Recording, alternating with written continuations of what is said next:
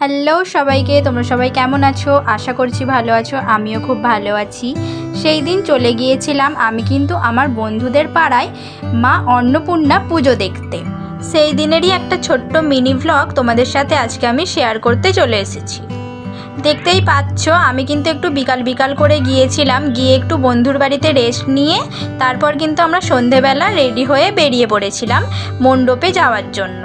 তার আগে আমি আর আমার বন্ধু একটু ফটো ভিডিও তুলে নিচ্ছিলাম, তোমরা সেটা দেখতেই পেলে। তারপরে কিন্তু আমরা চলে এসেছি মায়ের মণ্ডপে। আমরা কিন্তু সবাই মিলে বসে বসে মায়ের সন্ধ্যা আরতি দেখছিলাম।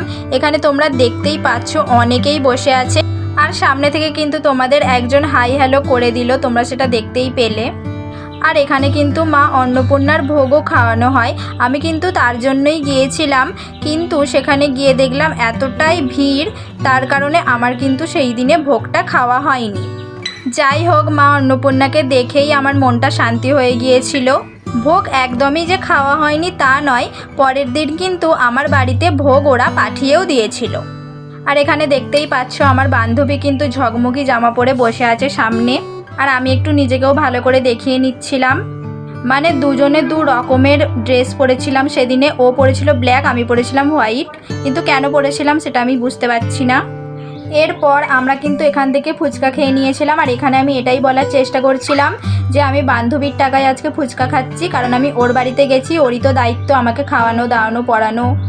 যাই হোক, জোকসা পার্ট, পড়ানোটা নয়। কিন্তু আমি আমার বান্ধবীকে একটা কথাই বলতে চাই, ও যদি আমাকে পড়াতেও চায় তো পড়াতেই পারে, আমি কিছু মনে করব না। তো যাই হোক, আমরা কিন্তু চলে এসেছিলাম লাইনটা দেখার জন্য। তোমাদের কিন্তু একটু আগেই আমি বললাম যে ভিড়ের কারণে আমি ভোগটা খেতে পারিনি। তো তোমরা সেটা চোখের সামনে দেখতেই পাচ্ছ কতটা পরিমাণে ভিড় হয়েছিল, লাইন হয়েছিল। এর কারণেই কিন্তু আমি ভোগটা খেতে পারিনি।